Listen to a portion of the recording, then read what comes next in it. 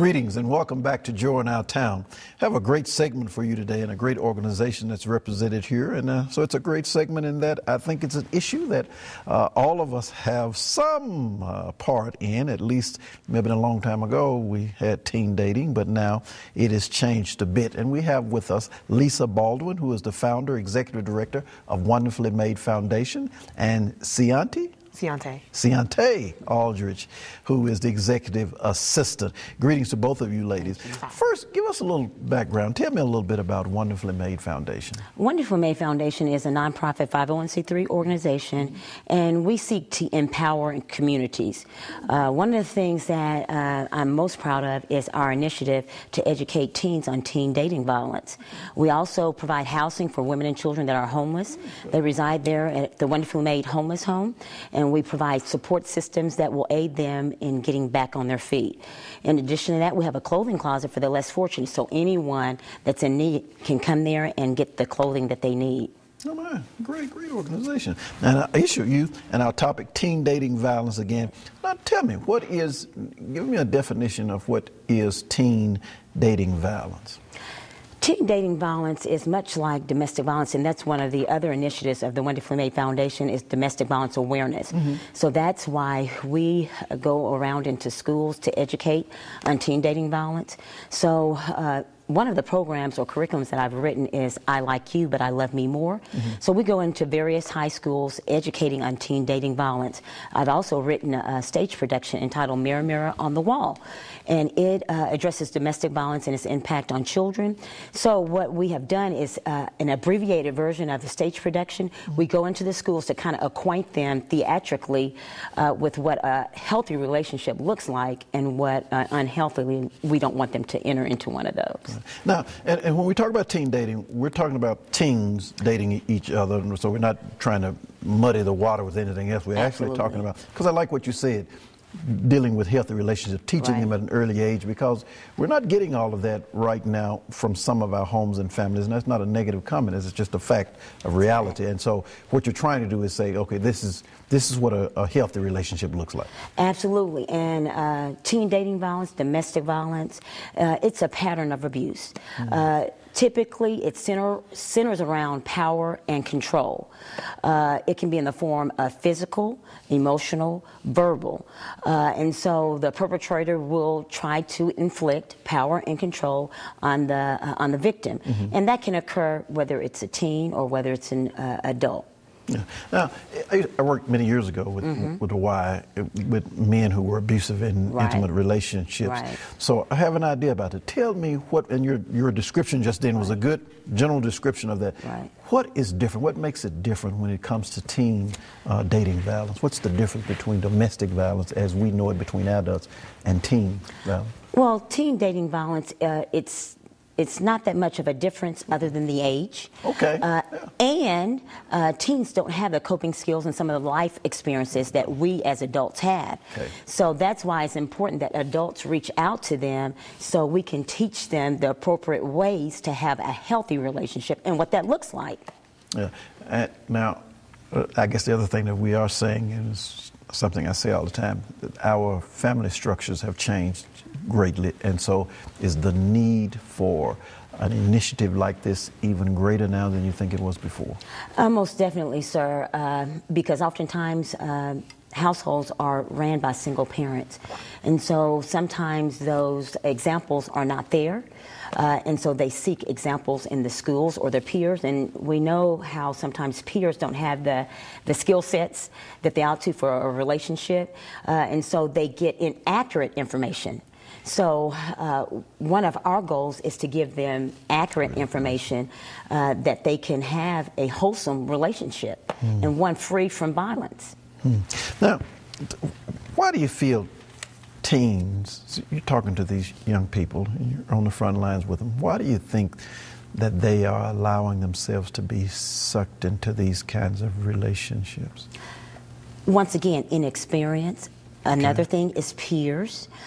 Sometimes the home life is not the best, and so they seek out love and companionship in places that aren't healthy.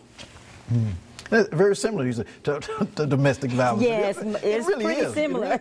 But I really like your distinction, and that is the inexperience. Some of us adults ought to have a little better. Absolutely. Yeah, really. But that makes it a little difference that these young people are not even, and they don't have, I'm hearing you say, they don't have someone, and we're not making negative comments about single parents, but we're just talking about reality. They don't have someone to help.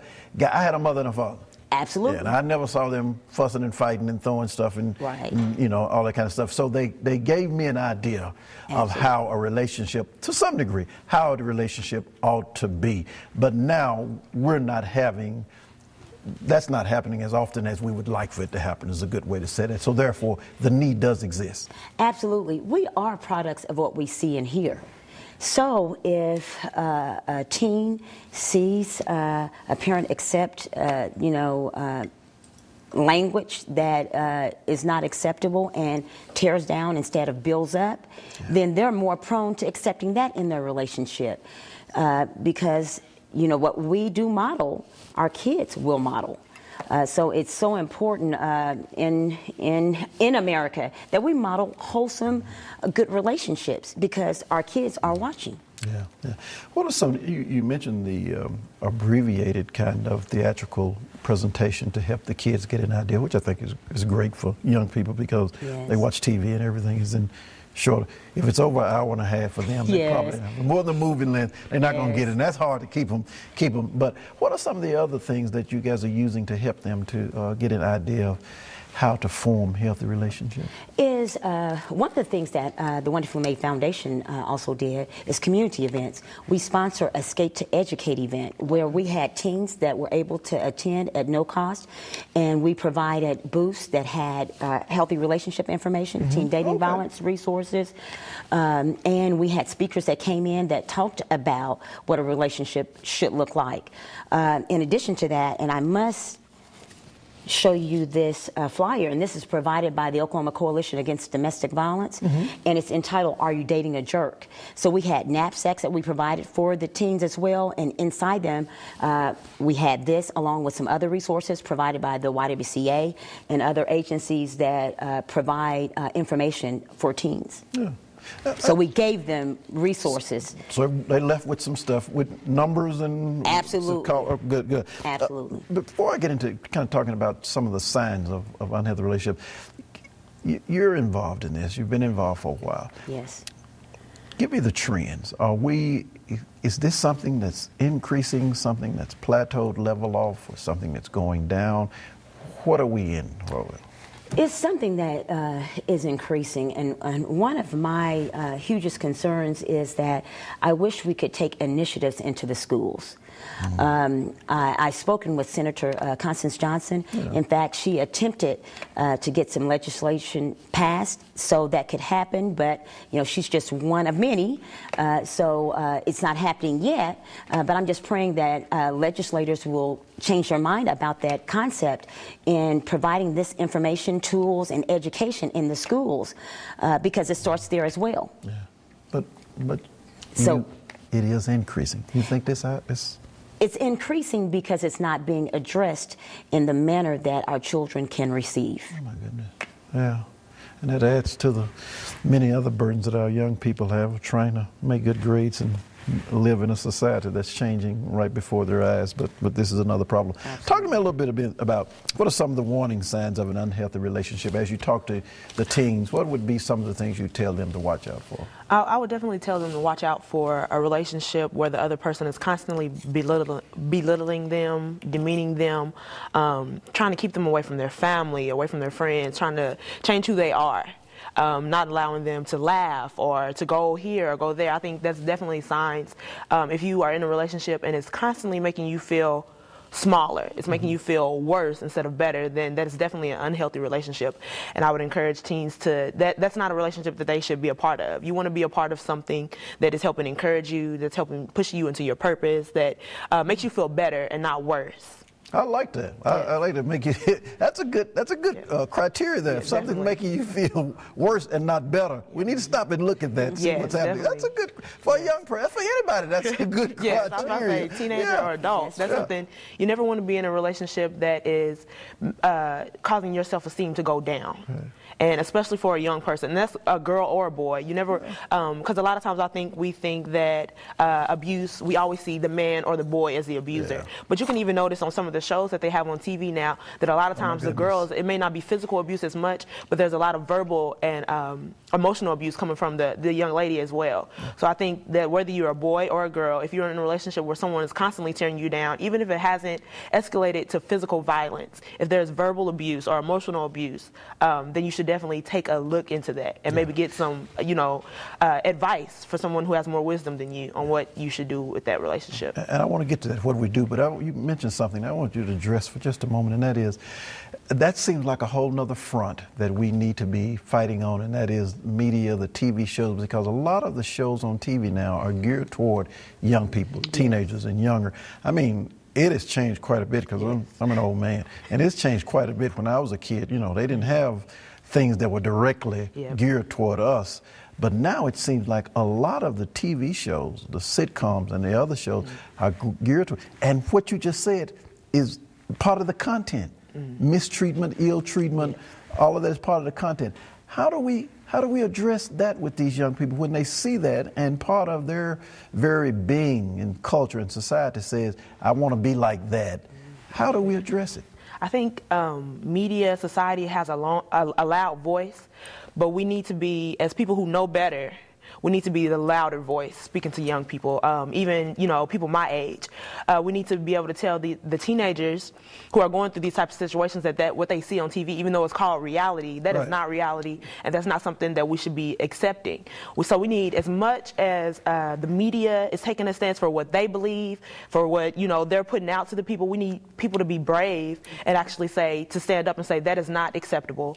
And we need more. I think we need more people who are against what media is putting out to become a part of media and put out more positive things, because that's one thing that I always try to tell the teenagers in my family. The things that you're seeing, they're doing that, but that is not reality for everyone, and you don't have to accept that. Just because they're putting it out and they're constantly bombarding us with that doesn't mean we have to accept it. So I think that we just have to have a louder voice and to be brave and stand up and say, no, we're not going to accept that. You don't have to do that either. And the first step is for person feels that they're in a relationship that's making them feel worse, because when I leave y'all, I want to feel better. I don't want to feel worse. So if I'm feeling worse and I'm in that relationship, what's the first step I should take? The first step would be to contact someone that has experience in that area. And what I would highly suggest would be the YWCA. They have a teen dating violence hotline number, and let me share that with you. That number is 1-866-331-9747. Those are systems that are set up specifically for teens that they can call and share in their 24-hour hotlines. So at any time of the day or the night that they're in question on what to do, they can call those numbers. Thank you so much for coming and sharing with us.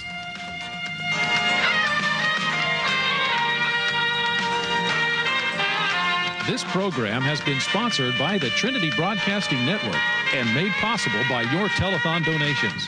Continual support can keep joy in our town brought to your home every week. So write to TBN, P.O. Box A, Santa Ana, California, 92711.